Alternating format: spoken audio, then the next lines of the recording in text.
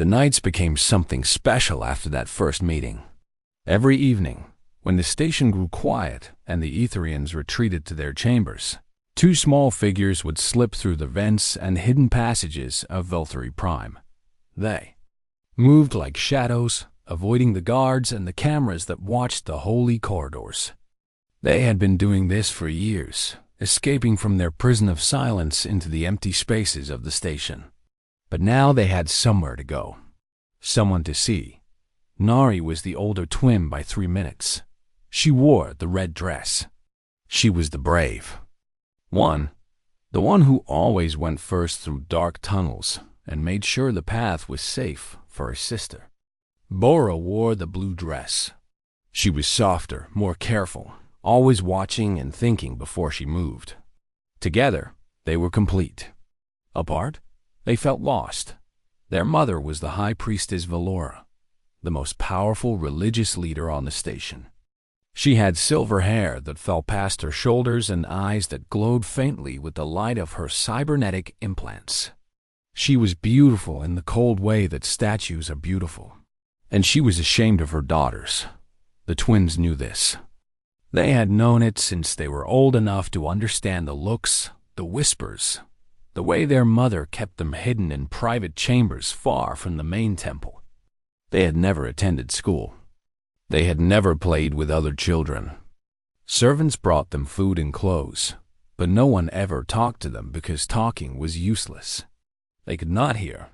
But now, in the dusty storage room in the lower sanctums, everything was different. Yuna was waiting for them every night. The human girl had become their teacher, their friend, their window into a world they never knew existed. She taught them sign language, one gesture at a time.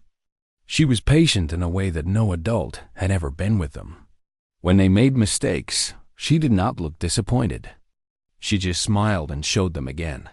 The twins learned fast. They were hungry for words, the way starving people are hungry for food. Every night, they added new signs to their growing vocabulary. They learned the words for sun and moon, for happy and sad, for hungry and tired. They learned how to ask questions and how to answer them. For the first time in their lives, they could have conversations. Do-yoon watched his daughter teach with pride that made his chest feel tight. Yuna was so much like her mother.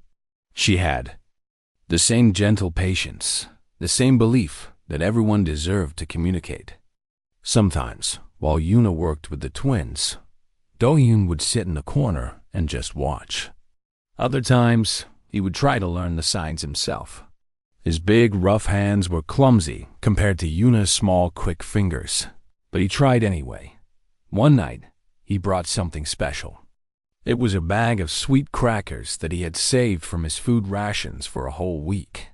Food on the station was controlled carefully, and humans received the smallest portions. But Do-yoon had gone a little hungry so that he could give these children something nice. When he opened the bag, the twins stared at the crackers like they were treasure. They had never eaten human food before. Bora took one carefully and bit into it. Her eyes went wide. She grabbed her sister's arm and made quick, excited signs that she had just learned. Good. Very good. Sweet. Nari tried one too, and soon both girls were eating crackers and signing to each other with crumbs on their fingers. Yuna laughed and Do-yoon smiled so hard his cheeks hurt. These moments became the best parts of their lives. In the daytime, Do-yoon was just a janitor who cleaned floors and emptied trash and tried to stay invisible. Yuna was just a human child who studied alone in their tiny room and was not allowed to play in the common areas. But at night, they were a family. A strange, secret family that crossed the lines between species. As the weeks passed, the twins began to change in ways that everyone could see. Their servants noticed that they were more active, more curious, more alive. Instead of sitting quietly in their chambers all day, they explored their rooms and looked at things with interest. They tried to communicate with gestures, reaching out their hands instead of just staring blankly. High Priestess Valora noticed too. She sat in her meditation chamber one morning, receiving reports from the temple guardians and advisors. Her implants fed her information constantly, streams of data about the station and its thousands of inhabitants. But lately, she found herself distracted. Her thoughts kept returning to her daughters. She remembered the day they were born.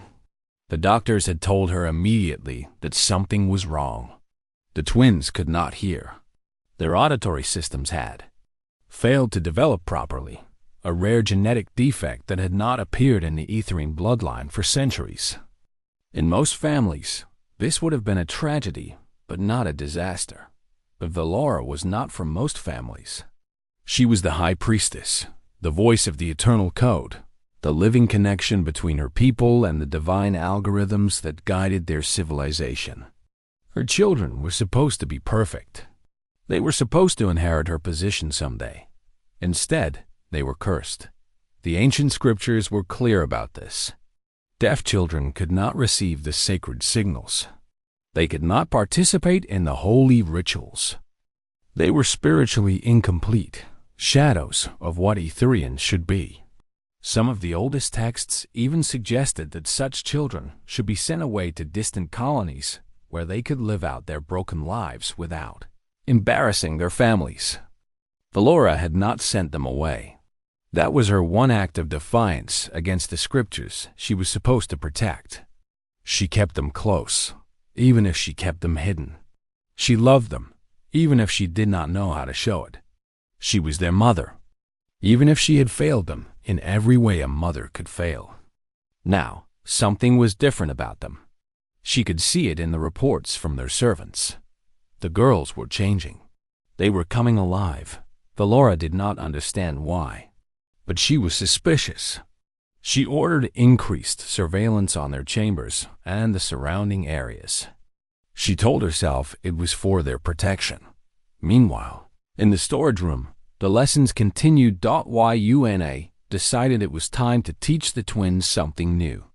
She had been thinking about it for days, ever since she saw how much they loved learning.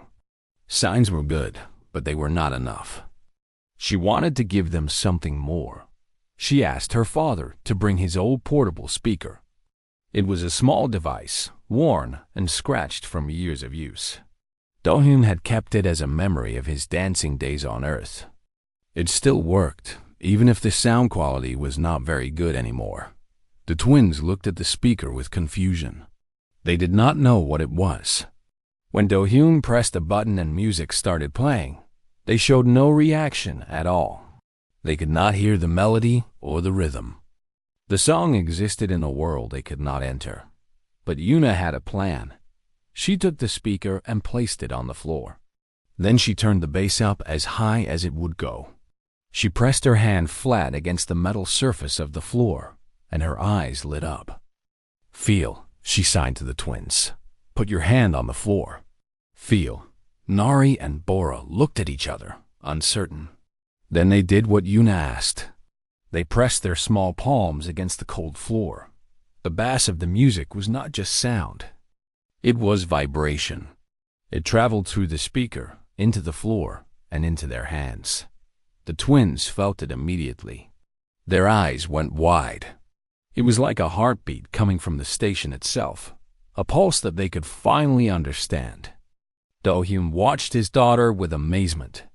He had not thought of this, but it made perfect sense. Sound was just vibration, and vibration could be felt, not just heard. Yuna started to move. She danced slowly, stepping and turning in time with the vibrations. The twins watched her feet, watched how they touched the floor in patterns that matched the pulses they were feeling. Bora stood up first. She tried to copy Yuna's movements. Her steps were awkward and unsure, but she was dancing. She was actually dancing to music she could not hear but could feel in her bones. Nari joined her sister. Soon all three girls were moving together, their feet creating their own rhythm against the floor. They were not graceful. They were not coordinated. But they were happy in a way that glowed from their faces like light. Do-hyun felt tears running down his cheeks. He did not wipe them away. Some tears deserved to fall. He thought about his wife. He thought about how she would have loved to see this. She had always believed that music was not just for ears. She had taught deaf children to dance, to feel rhythm through their bodies, to experience joy through movement. Now, light years from Earth, in a storage room on an alien station, her philosophy was coming alive again. When the song ended, the twins did not want to stop. They signed the same word over and over. More. More. Do-yoon played another song. And another. They danced until their legs were tired and their faces hurt from smiling. They danced until the night cycle was almost over and the first Etherians would soon be waking up. As the twins prepared to leave, Nari stopped at the door. She turned back and looked at Do-yoon. Then she made a sign that Yuna had taught her earlier that week. It was a simple sign, just a hand placed over the heart. Thank you. Do-yoon made the same sign back to her.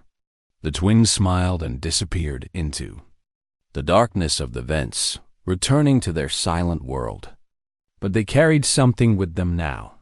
They carried the memory of music they could feel, and words they could see, and people who made them feel like they were not broken. In her meditation chamber, Valora received a strange report. The station called Velthary Prime floated in the darkness of space like a giant metal flower. It was a holy place for the Etherians, a species that believed in mixing flesh with machine. Their bodies were beautiful and strange, with silver lines running under their pale blue skin and small lights blinking near their temples. They were tall, proud, and very sure that they were better than most other species in the galaxy. Humans were not welcome here, but they were useful. Kang Do-hyun pushed his cleaning cart down the long, empty hallway. The wheels made a soft sound on the smooth floor. The lights above him were dim because it was the night cycle. Most Etherians were sleeping or praying in their chambers. This was his time. The quiet hours when he could work without anyone looking at him like he was dirt on their shoes. He was 34 years old. His black hair was starting to show a few gray strands near his ears. His hands were rough from years of hard work. Back on Earth, he had been a dancer. He had performed on stages and taught children how to move their bodies to music. But Earth was far away now. The great displacement had scattered humans across the galaxy like seeds in the wind. Some found good soil. Others, like Do-hyun, found only stone, but he did not complain. He had something more precious than any stage or any applause. He had his daughter. Yuna was 10 years old. She had her mother's eyes, dark and bright like polished stones. She was sleeping now in their small room at the edge of the station. The room was barely bigger than a closet, but Do-hyun had made it feel like home. He had hung pictures that Yuna drew on the walls.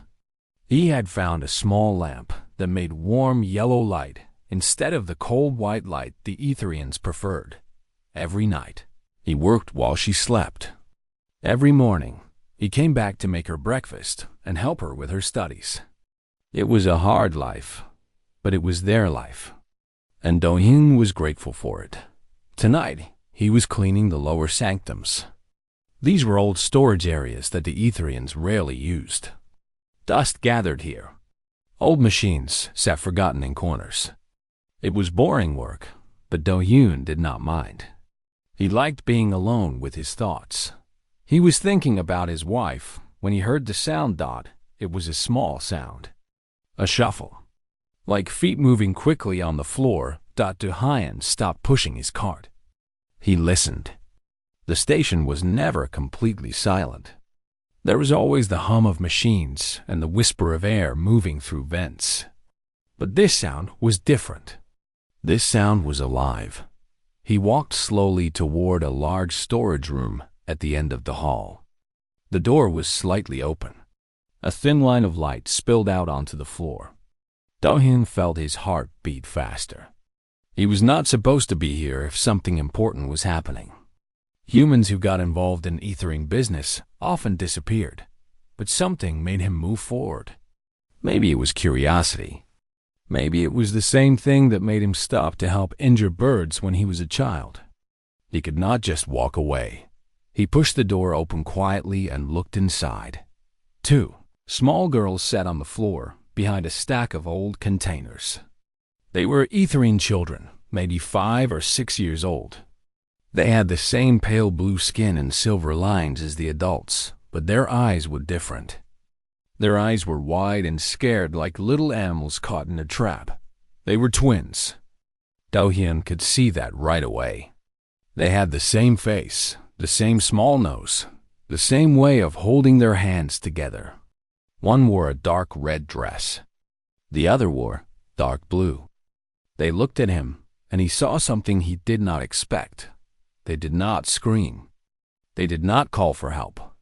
They just stared at him with those big frightened eyes. Do-hyun held up his hand slowly to show he meant no harm. He smiled his warmest smile, the one he used to use when teaching nervous children their first dance steps. "Hello," he said softly. "It is okay. I will not hurt you." The girls did not respond. They did not even blink at his words. Do-hyun took a careful step closer. He noticed something strange. The girls were watching his face very carefully, but they did not react to his voice at all. It was like they could not hear him. And then he understood. They were deaf in Etherian society. This was a terrible thing. The Etherians communicated through sound and through the digital signals in their implants. Someone who could not hear was considered broken, incomplete. Some of the old religious texts even called deaf children cursed by the ancient codes. Do-hyun felt a pain in his chest. He knew what it was like to be seen as less than others. He knew what it was like for his daughter to be called a lower species by children who did not know any better. He sat down on the cold floor, crossing his legs like he used to do during story time with his students. He made himself small and unthreatening. Then he did something simple. He waved. The girl in red tilted her head. The girl in blue looked at her sister and then back at Do-hyun. He waved again, this time adding a funny face. He crossed his eyes and stuck out his tongue just a little. For a moment, nothing happened. Then the girl in blue made a small sound. It was not a word. It was a laugh. A tiny, surprised laugh that she probably did not even know she could make. Her sister looked at her with shock, and then both girls started to giggle. They covered their mouths with their small hands, but their shoulders shook with silent laughter. Do-hyun felt tears trying to form in his eyes. He blinked them away and kept smiling. He pointed to himself and then made the shape of a mop with his hands, pretending to clean. The girls watched his every movement with complete attention. He did not know how long he sat there, making silly faces and simple gestures. Time seemed to stop in that dusty storage room. But eventually, he heard footsteps in the hallway outside. The girls heard nothing, but they saw his face change. They saw him look toward the door. Without a sound, they stood up and ran toward a small vent in the back of the room. They were so quick and so practiced that Do-hyun knew they had done this many times before. They squeezed through the opening and disappeared into the darkness of the station's inner passages. Do-hyun sat alone on the floor, his heart full of questions. When he returned to his room that morning, Yuna was already awake. She was sitting on her bed, reading a book on her small tablet. She looked up and saw something different in her father's face. "What happened?" she asked. Do-hyun sat down next to her. He told her about the 2 little girls. He told her how they could not hear and how they had laughed at his silly faces. He told her how they had run away like ghosts. Yuna listened carefully. When he finished, she was quiet for a long moment. "I can help them," she said. Do-hyun looked at his daughter. "What do you mean?" Yuna lifted her hands and began to move them in the air. Her fingers formed shapes and patterns.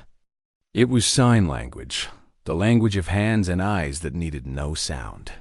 "Mom taught me," Yuna said. "Before she died." She said it was important. She said that communication is a gift we should be able to give to everyone. Do-hyun remembered his wife.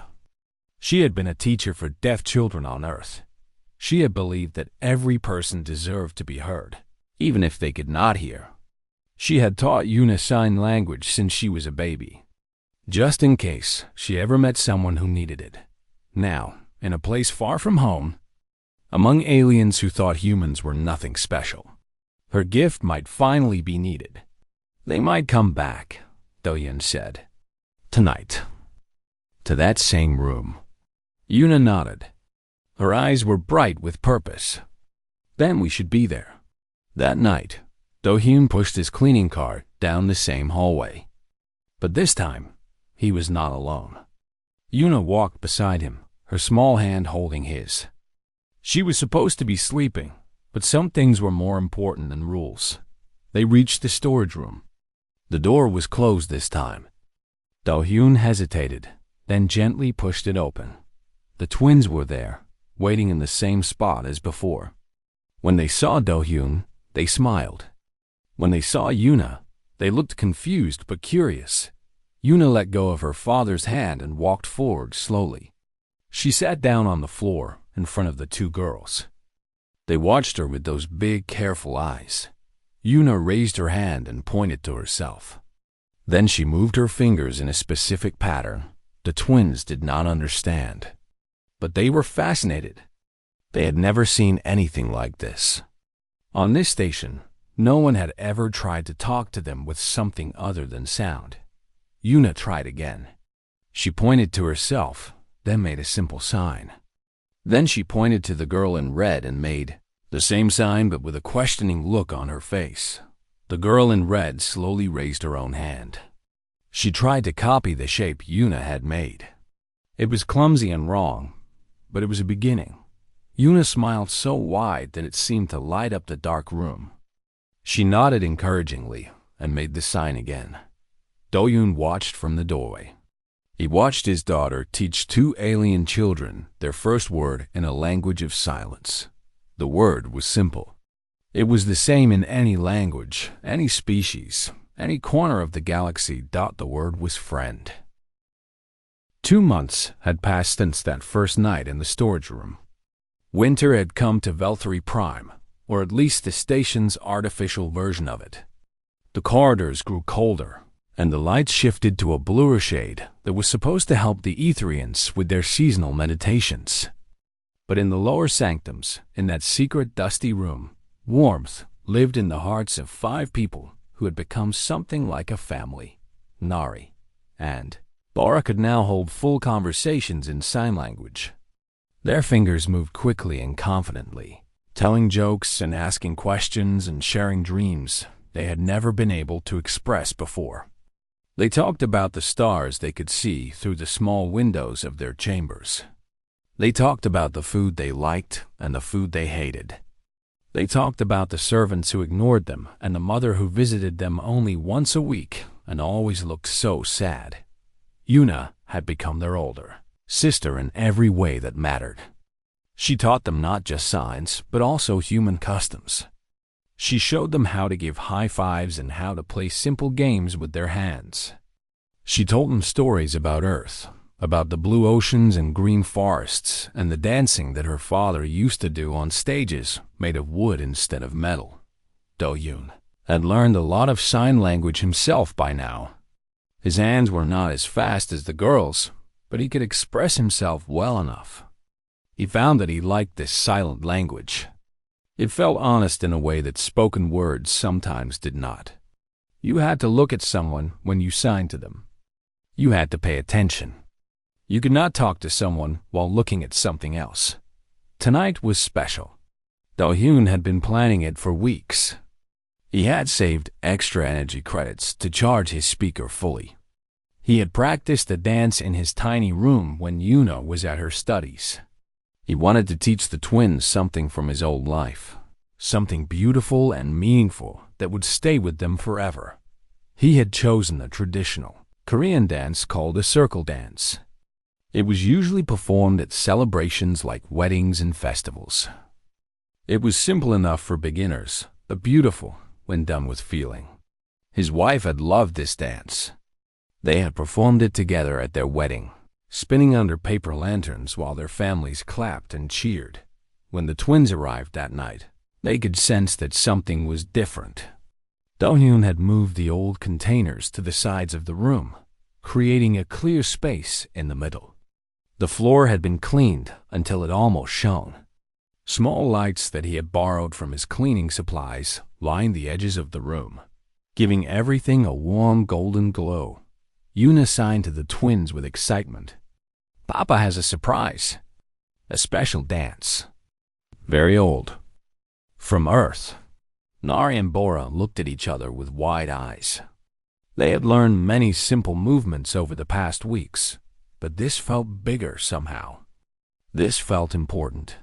Do-hyun knelt down so that he was at their eye level. He signed slowly so they would understand every word. This dance is about connection, about holding hands and moving together as one.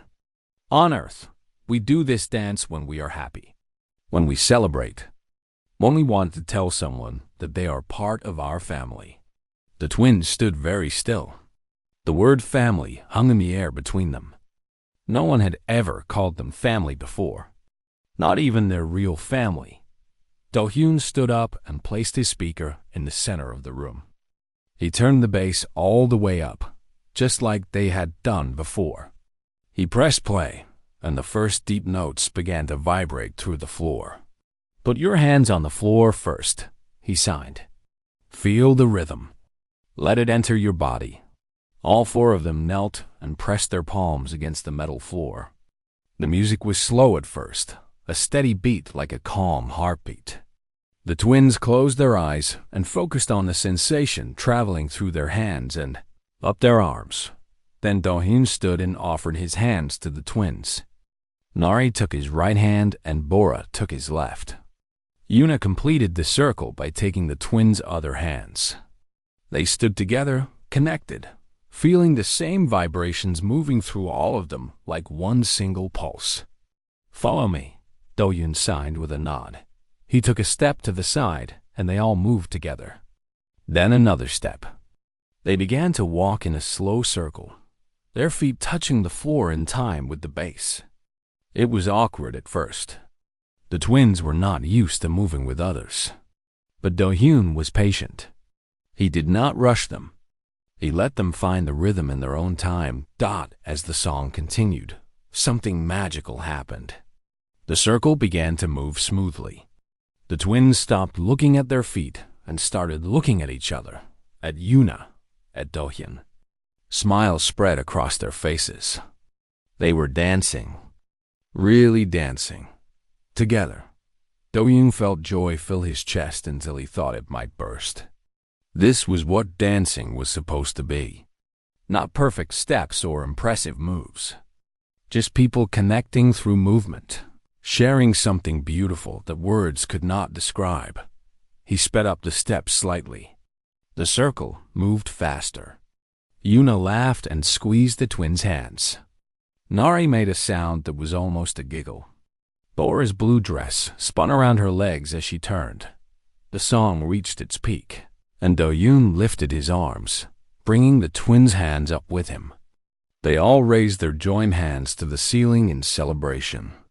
Then the music slowed again, and they gently lowered their arms and came to a stop.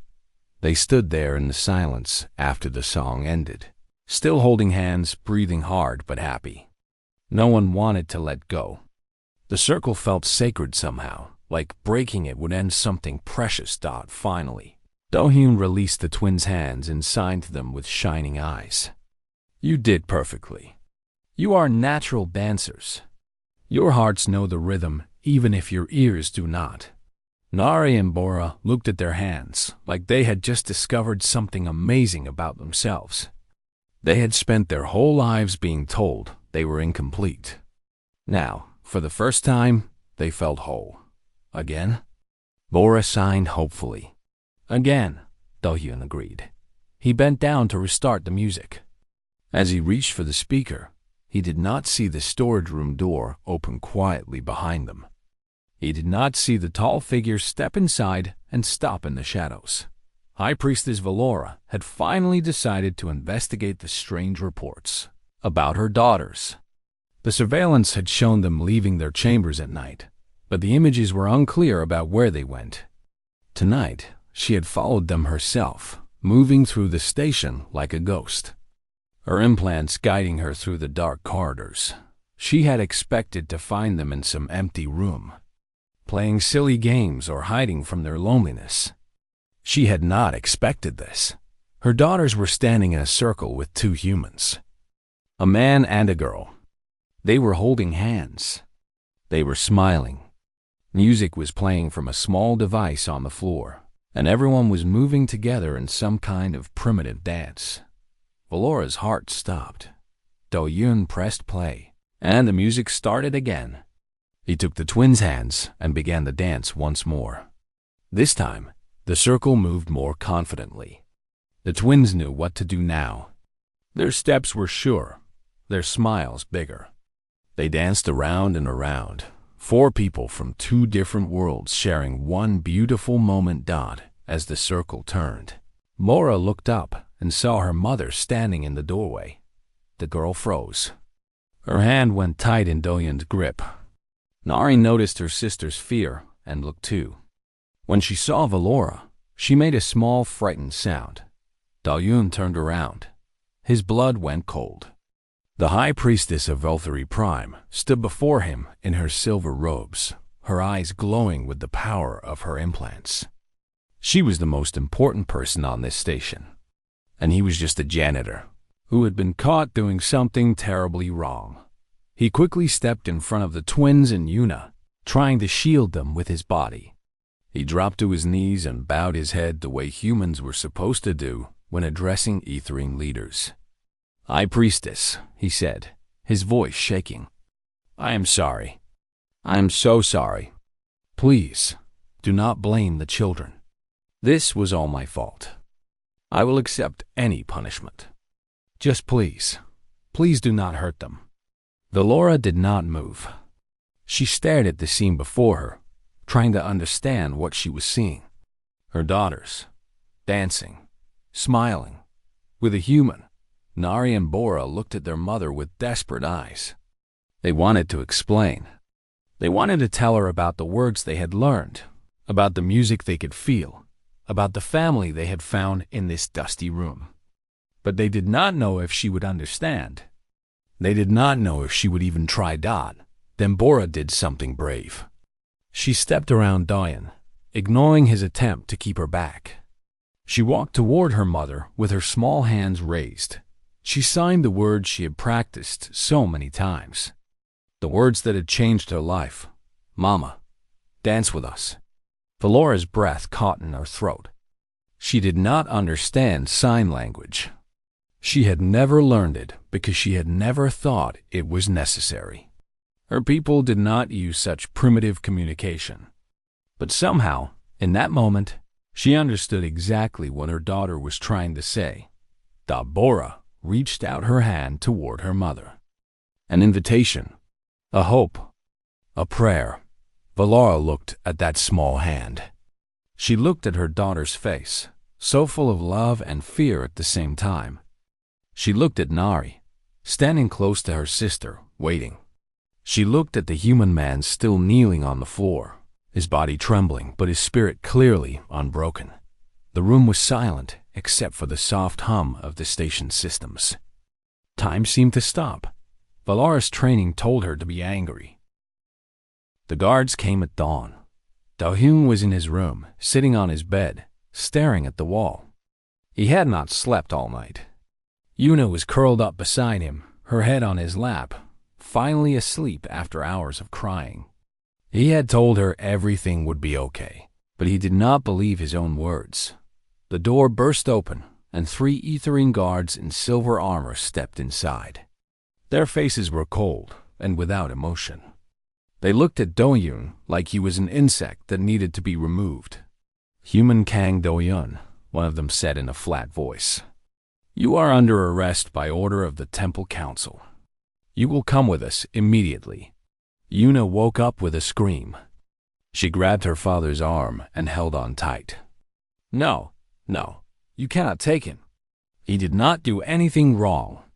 The guards ignored her.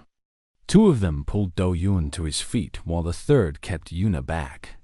She kicked and struggled, but she was just a child against armed soldiers. There was nothing she could do. "Papa," she cried as they dragged him toward the door. "Papa." Do-Hyun looked back at his daughter with all the love in his heart. "It will be okay, Yuna. Be brave. I love you. I love you so much." Then the door closed, and she was alone. Do-Hyun was taken to the great chamber of the Temple Council. It was a massive room with walls that seemed to stretch up forever, covered in glowing symbols and ancient texts of the Etherian religion. Hundreds of observers sat in rising rows of seats, all of them important officials and religious leaders who had come to witness the trial of a human who had dared to touch sacred children down at the front of the chamber. On a high platform sat the 5 judges of the council. They wore robes of white and gold, and their eyes glowed brighter than any ordinary Etherian. They were the keepers of the eternal code, the ones who decided what was right and what was wrong in this society. High Priestess Valora sat among them, in the center seat that marked her as the most powerful judge. Her face showed nothing. Her eyes stared straight ahead without any emotion that Do-Hyun could read. He was forced to his knees in the center of the chamber, in a circle of light that made him visible to everyone while keeping him unable to see much of the crowd around him. The head judge, an old male Etherian with silver hair and a long face, spoke first. "Human Kang Do-Hyun, you are accused of spiritual corruption of sacred bloodlines. You have had unauthorized contact with the daughters of the High Priestess. You have exposed them to primitive human practices and filled their minds with influences that are against our holy teachings." Do-Hyun kept his head bowed. His heart was pounding so hard he could feel it in his throat. "The penalty for this crime is death," the judge continued, "or permanent exile to the penal moon of Orthan 7, where you will work in the mines until the end of your days." Whispers spread through the crowd. Death or the mines. Both were terrible fates. Both would mean Do-Hyun would never see his daughter again. "How do you answer these charges?" the judge asked. Do-Hyun lifted his head. He looked at the council, at Valora, at the hundreds of faces watching him with judgment in their eyes. He thought about lying. He thought about begging. He thought about all the ways he could try to save himself. But then he thought about Nari and Bora. He thought about their smiles when they learned their first signs. He thought about their joy when they felt music through their hands. He thought about the way they had laughed, truly laughed, maybe for the first time in their lives. He could not regret giving them that. He would not. "I do not deny what I did," Do-Hyun said, his voice clear and strong. "I found 2 children who were alone and afraid. They could not hear, so no one talked to them. They were called cursed, so no one loved them the way children deserve to be loved. I taught them that they are not broken. I taught them that they have a voice, even if it does not use sound. I taught them that they are worthy of kindness and joy and friendship." The crowd murmured with anger. How dare this human speak so boldly? How dare he challenge their sacred beliefs? "I do not regret what I did," Do-Hyun continued. "If showing kindness to children is a crime, then I am guilty. But I do not believe any god or any code that is worth following would condemn someone for loving children who needed to be loved." The head judge's face twisted with displeasure. "You speak as if your primitive human values are better than the wisdom of the eternal code that has guided our people for thousands of years." "I speak as a father," Do-Hyun replied. "I speak as someone who knows what it means to protect the child. If your code tells you to abandon children because they are different, then maybe your code is not as wise as you think." Gasps filled the chamber. This was beyond bold. This was almost unbelievable. A human janitor was challenging the fundamental beliefs of Etherian religion in front of the highest court in the land.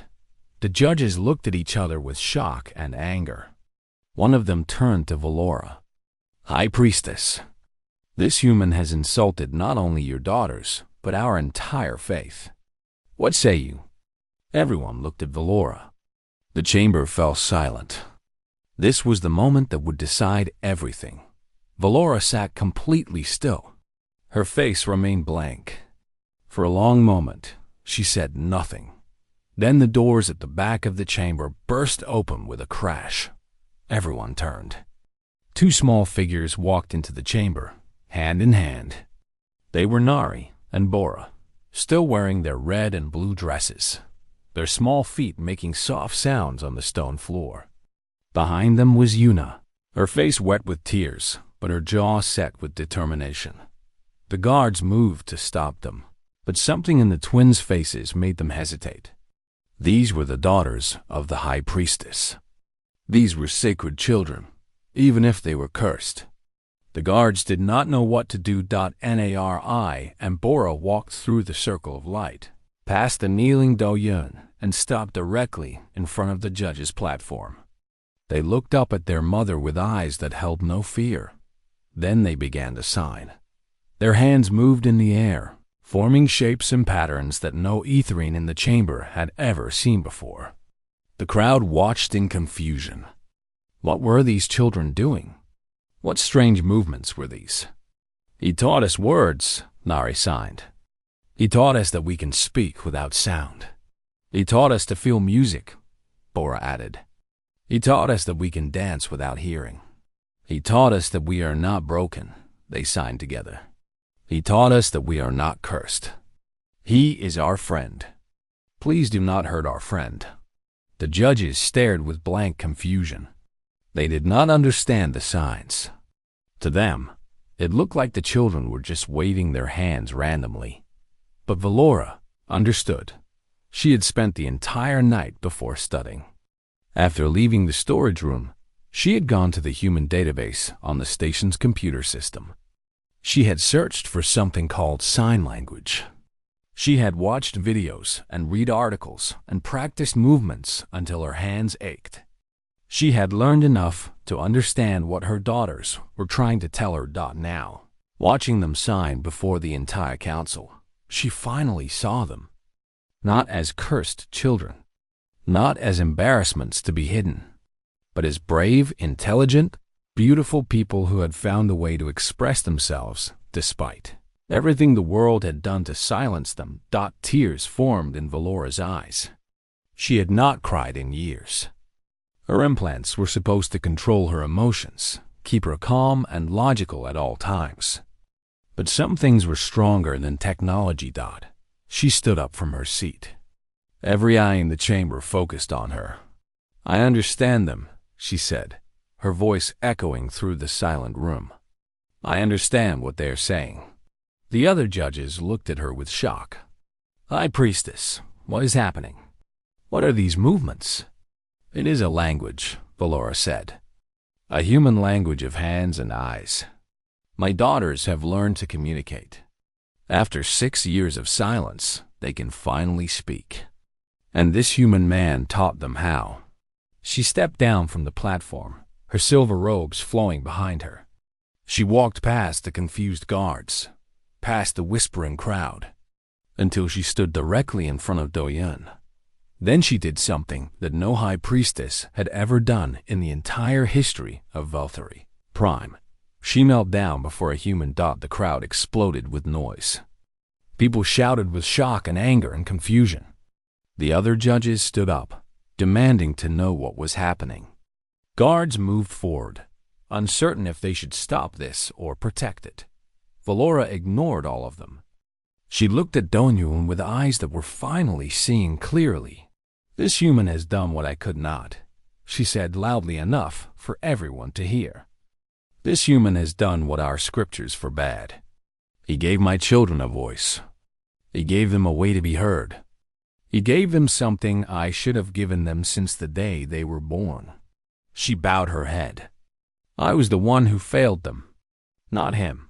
Nari and Bora ran to their mother and threw their arms around her. They were crying, signing over and over the same words. "Mama, Mama, we love you, Mama." Valora held her daughters for the first time in years. Really held them. She felt their small bodies shake with sobs, felt their hands gripping her robes, felt their hearts beating against her chest. She had been so blind, so afraid, so wrong. Dalian watched with tears streaming down his face. Yuna came to stand beside him and took his hand. The head judge finally found his voice. "High Priestess, this is completely improper. You cannot kneel before a human.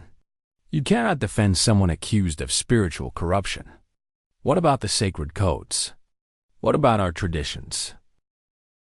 6 months had passed since the day of the trial. The station called Velthury Prime was not the same place it had been before. Something had changed in the hearts of its people, slowly at first and then faster.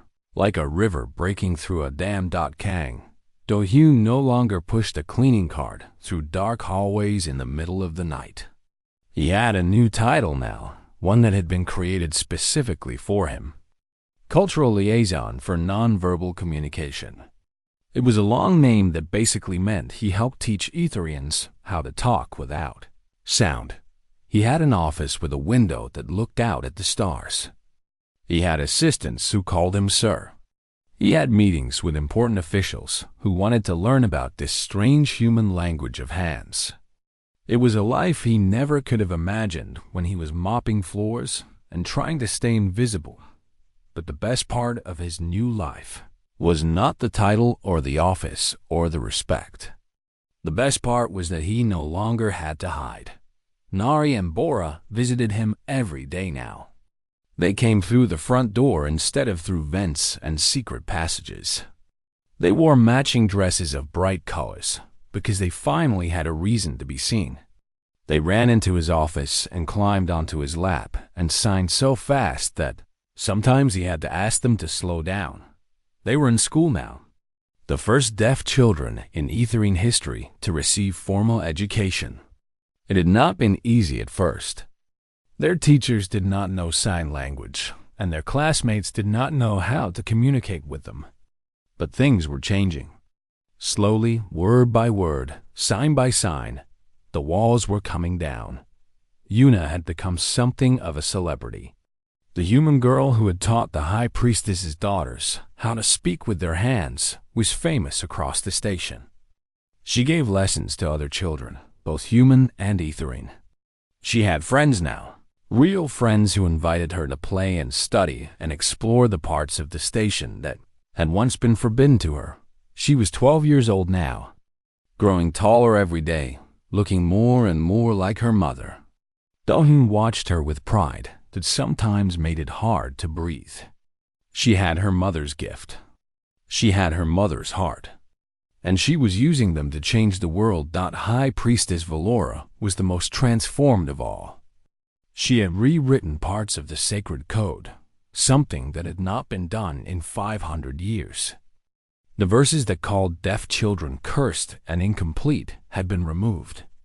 In their place were new words that she had written herself. Those who speak without sound carry the oldest language of the soul. They teach us that communication is not about ears or mouths, but about the desire to be understood and the willingness to understand. Not everyone was happy about these changes. Some of the older priests and council members complained that the High Priestess had been corrupted by human influence. They said she was abandoning traditions that had guided their people for generations. They warned that this would lead to chaos and the collapse of everything they held sacred. But Valora did not back down. She stood before her critics with her daughters beside her, signing her words as she spoke them so that everyone, hearing or not, could understand. A tradition that tells us to abandon our children is not worth keeping, she said. A code that tells us some people are less than others is not divine. It is just fear wearing the mask of wisdom. I will no longer be ruled by fear. The controversy spread beyond Velthury Prime. News of the human janitor and the deaf twins reached other stations, other planets, other species. Some laughed at the story. Some dismissed it as propaganda, but others listened.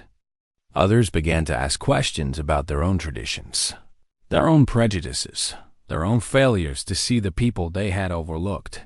A small fire had been lit in a storage room. Now it was spreading across the galaxy. On the 6-month anniversary of the trial, a celebration was held in the lower sanctums. Not in a dusty storage room, but in a newly renovated hall that had been turned into a community center. It was called the Hall of New Voices, and it was open to everyone, human and Etherian alike. Hundreds of people gathered for the event. There were diplomats and scholars, teachers and students, parents and children. There were humans who had once been treated like dirt, and Etherians who had once done the treating. They stood together now, not as equals exactly, not yet, but as people who were trying to learn. At the center of the hall, a clear space had been made for dancing. Doyu stood at the edge of the circle with his daughter beside him. He was wearing clean new clothes that actually fit him properly for once. His hair was neatly combed, and his hands, those rough-working hands that had held so many mops and brooms, were clean and ready. Nari and Bora ran up to him and grabbed his hands. They were wearing matching white dresses with silver ribbons, the colors of celebration in Etherian culture. Their faces glowed with excitement. "Ready?" Nari signed. "Ready?" Bora echoed. Diane smiled and nodded. He looked around at all the faces watching them. Some were curious. Some were skeptical. Some were hostile. But most were simply open, waiting to see what would happen. Valora stood at the front of the crowd. She had removed her formal robes for the evening and wore a simple blue dress that matched her daughter's ribbons. She looked younger somehow, lighter, like a weight she had carried for years had finally been lifted from her shoulders. She signed to the crowd in the language she had spent 6 months learning. "Tonight, we celebrate something new. Tonight, we learn that music does not need ears and dancing does not need sound. Tonight, we remember that the most important language is the one that comes from the heart." She pressed a button on a small device, and music began to play. But this was not normal music. The speakers had been modified to produce deep bass vibrations that could be felt through the floor. Everyone in the room could experience it, hearing or not. The beat was slow and steady, like a heartbeat. Dohin felt it through his feet, through his bones, through his whole body. He looked at the twins and saw that they felt it too. He took Nari's hand in his left and Bora's hand in his right. Yuna completed the circle by taking the twins' other hands. They stood together. 4 people who had found each other in the darkness and built something beautiful. They began to dance. It was the same circle dance Dohyun had taught them in that dusty storage room all those months ago. Simple steps, turning slowly, hands clasped together. But now it meant something more. Now it was a symbol of everything they had fought for, and everything they had won. The crowd watched in silence as the small circle turned. Some people had tears in their eyes. Others smiled with wonder. A few began to move their own feet, feeling the rhythm in the floor and wanting to join. Valora stepped forward. She had been practicing this for weeks, learning the steps in secret, wanting to surprise her daughters.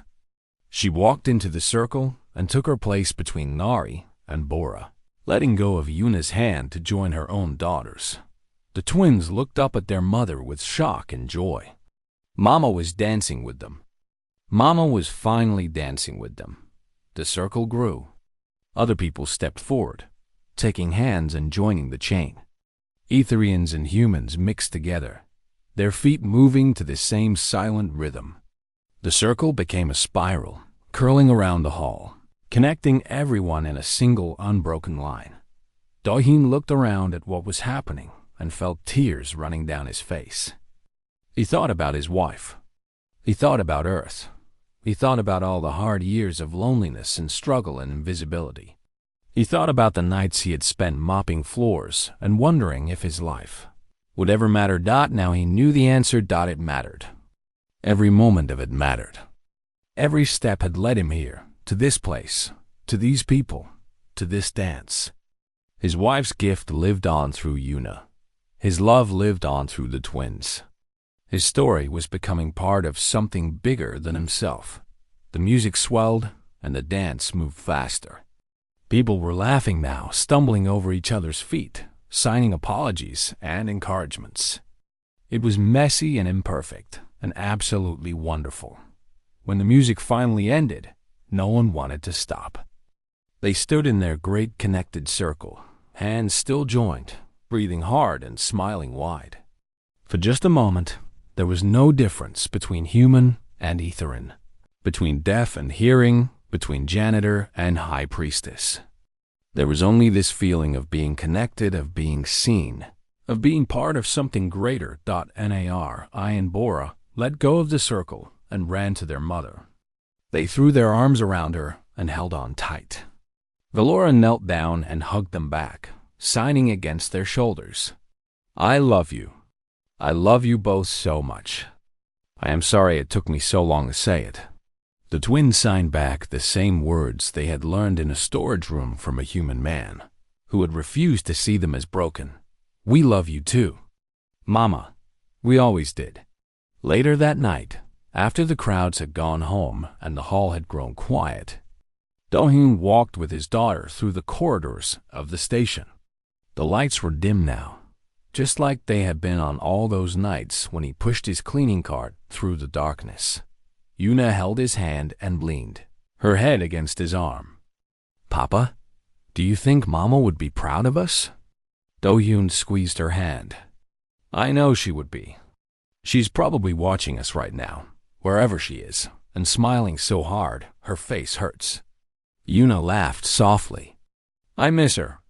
I miss her too. Every day. But she is here with us. In you, in everything you do. In the lives you are changing. They walked in comfortable silence for a while.